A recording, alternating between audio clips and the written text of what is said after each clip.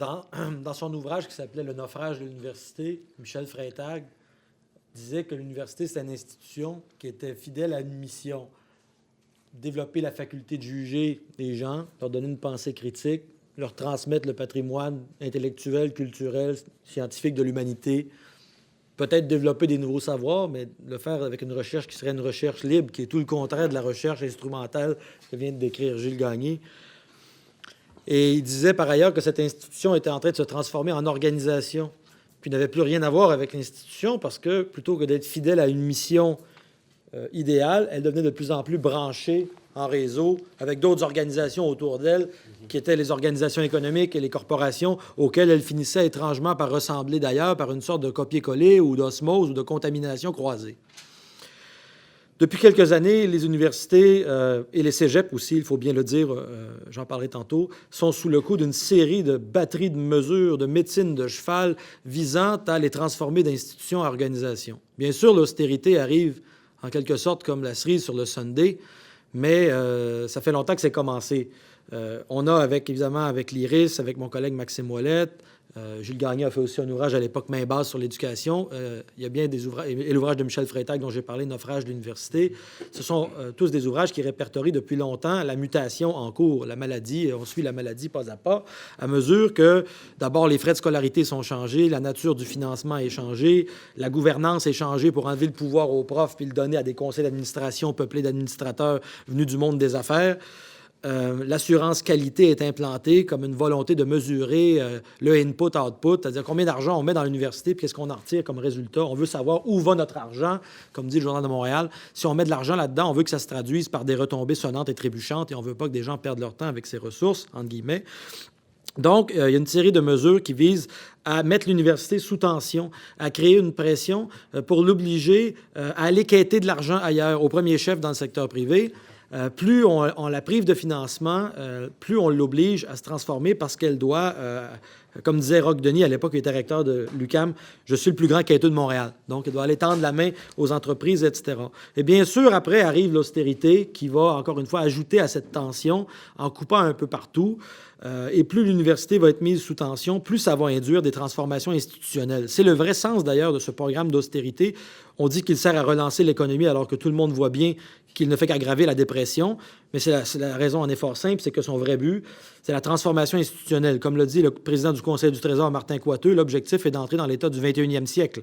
C'est d'ailleurs tout ce que disent les économistes critiques comme Paul Krugman ou notre collègue Éric Pinault, plus proche de nous, à l'UQAM, que le but véritable de l'austérité, c'est absolument pas la relance de l'économie, mais au contraire, c'est des transformations institutionnelles. D'abord, transformer l'État, comme on le voit dans le livre de chevet du premier ministre Couillard, « Fourth Revolution ». Il y a eu 4 révolutions dans l'histoire de l'État. La 4e, c'est la révolution néolibérale. Le problème, c'est qu'elle n'est pas finie, donc il faudrait la finir, selon eux.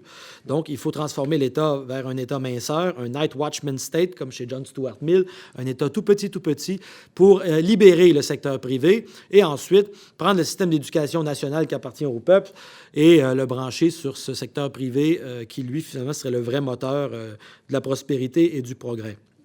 Alors, pour donner un exemple de ce qui attend les universitaires et puis les professeurs, les enseignants un peu partout, regardons ce qui se passe en Nouvelle-Écosse avec le projet de loi 100 qui actuellement dit, les universités, j'imagine, vont de plus en plus connaître des difficultés financières à mesure qu'elles sont dans un environnement compétitif et qu'on leur ferme le robinet du financement public. Bon, bref, ça joue dur. Quand des universités vont tomber en crise financière, on va leur envoyer un inspecteur pour faire un plan de revitalisation, c'est-à-dire les mettre sous tutelle. Et là, il va y avoir des critères, je vous en nomme quelques-uns, les critères GHI dans le projet de loi 100. Donc, les programmes devront être revus pour correspondre au développement économique et social de la croissance dans la province, incluant de la recherche de classe mondiale et du développement compétitif de manière internationale, transformant la recherche dans des opportunités d'affaires et aussi permettant de former une main-d'œuvre qualifiée, entrepreneuse et innovative dont nous avons besoin pour produire de la croissance dans la province de la Nouvelle-Écosse.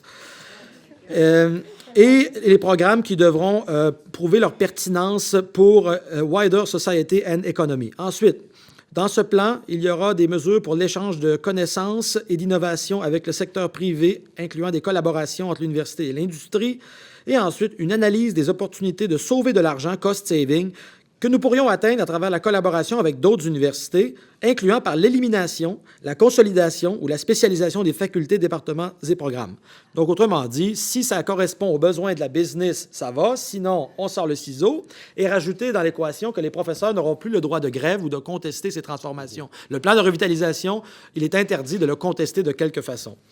Donc, on voit ici, dans cet exemple, je pense, une belle représentation à la fois de la transformation de l'institution en organisation branchée sur les priorités du système technico-économique et d'autre part, l'autoritarisme. Hein, c'est une transformation austéritaire parce qu'elle est à la fois austère et autoritaire dans la mesure où on ne peut plus parler. C'est là où la fameuse liberté académique, effectivement, on la cherche parce que les professeurs ne pourront plus contester ces transformations. Donc, c'est littéralement l'invasion de la technico-économie dans l'université, phénomène déjà dénoncé par Michel Freytag, comme je l'ai dit tantôt, mais aussi par un autre Michel, Michel Henry, dans La Barbarie, en 1987, dans le chapitre « La destruction de l'université », ouvrage que je ne saurais trop vous recommander. Ces mutations ne s'arrêtent pas à l'université. C'est l'université partout sur la planète, ça arrive. Au Québec, on a une affaire un peu spéciale, ça s'appelle les cégeps. C'est aussi sous l'emprise de ce genre de choses. Je vous donne un exemple, le rapport Demers. Le rapport Demers a été déposé au mois d'octobre dernier, accepté par M. Bolduc, et confié maintenant au comité Rouillé. Dans ce rapport, on dit que les cégeps en région manquent d'argent, il y a des problèmes, et donc il faudrait les ajuster davantage à l'industrie de l'autre bord de la rue pour qu'ils puissent être plus rentables. Les jeunes libéraux nous disent que ça devrait devenir simplement des écoles de métiers. Et dans le rapport, à la toute fin, après à peu près 200 pages sur la technique et l'économie et la performance, on trouve une petite 2-3 pages sur la formation générale, dont on nous dit que, bon, écoutez, le rapport parent, c'est quand même vieux et vétuste et dépassé. Et dans le monde d'aujourd'hui, du 21e siècle, en constant changement, la formation générale, c'est dépassé. Les étudiants n'en voient pas le sens. Quand vous faites technique de génie mécanique 1, 2, 3, vous arrivez en philo, mais qu'est-ce que ça fait là? Ça ne cadre pas, ça ne sert pas à se trouver une job, qu'est-ce que ça fait là? Et donc, on va l'enlever. Résultat, le projet, c'est de prendre, donc pas seulement la philosophie, bien sûr, je prêche pour ma paroisse, mais toute la formation générale, donc l'éducation physique, dont le président de la Fédération des cégeps dit que si tu n'as pas appris à t'occuper de ton corps à 17-18 ans, c'est pas au cégep de te l'apprendre. Ça ne semble pas connaître la conception de l'humanisme chez les Grecs, mais bon, enfin. Donc, l'éducation physique puis la littérature, on s'entend que, bon, ça, c'est... Donc, on va où ça mène. On va où ça mène. Ça mène au syndicalisme, c'est très dangereux.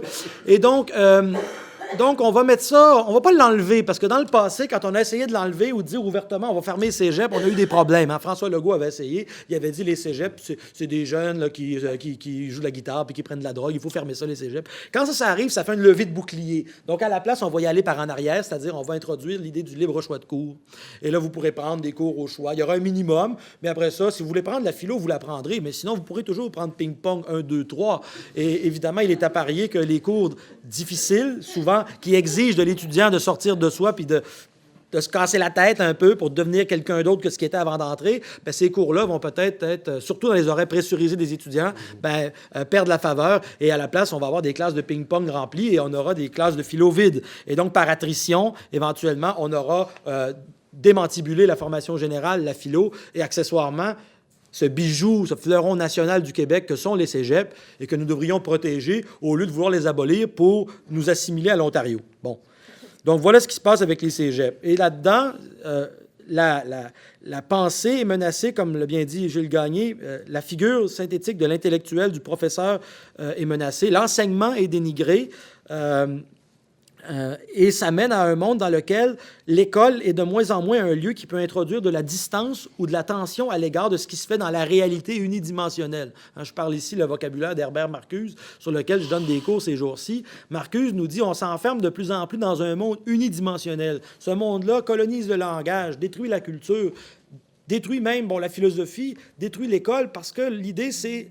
On ne peut plus penser en dehors du réel tel qu'il est. Il faut simplement s'adapter au processus technico-économique. Et si savoir il y a à développer, ce savoir, c'est l'économie du savoir, ce sera un savoir qui servira uniquement à l'économie ou la technique, c'est-à-dire more of the same. Plus de machines, plus de systèmes capitalistes, mais pas un savoir capable de questionner ce monde-là au nom d'un monde qualitativement meilleur, plus juste, plus rationnel, plus intelligent.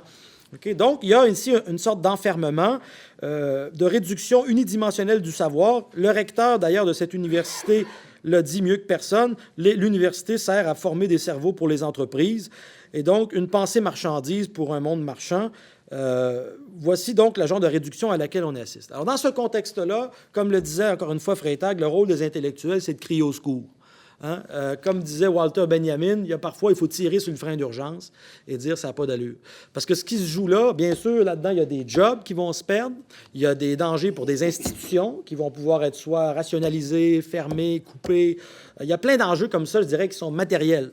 Mais il y a des enjeux qui sont d'ordre culturel, spirituel et politique. C'est très inquiétant pour n'importe quelle société, mais encore plus pour une société dont la culture est aussi fragile que celle du Québec, que l'on prenne un système d'éducation nationale et qu'on lui fasse subir ce genre de transformation, choc doctrine, comme dirait Naomi Klein, hein, de thérapie de choc. En 71, Fernand Dumont disait, on a deux choix. Soit on essaie de copier Harvard, puis on va finir comme une pâle parodie de Harvard, puis on va être ridicule, on ne pourra jamais gagner anyways contre eux autres. Comme tu disais tantôt, c'est la guerre économique, mais ils ont bien plus d'argent que nous autres, on est tout petits. On va juste finir dans un coin esselé et triste, alors que si on prend nos universités puis nos écoles pour faire quelque chose de plus modeste, mais qui sert les besoins des gens proches de nous, qui sert la formation de l'esprit, la transmission de la culture, puis le développement de petits Québécois puis Québécoises pas trop niaiseux, puis capables d'être un peu des êtres humains décents avec les autres, on aura au moins fait quelque chose de plus utile que d'essayer d'aller se carrer dans le grand filet de la mondialisation où on va perdre anyways.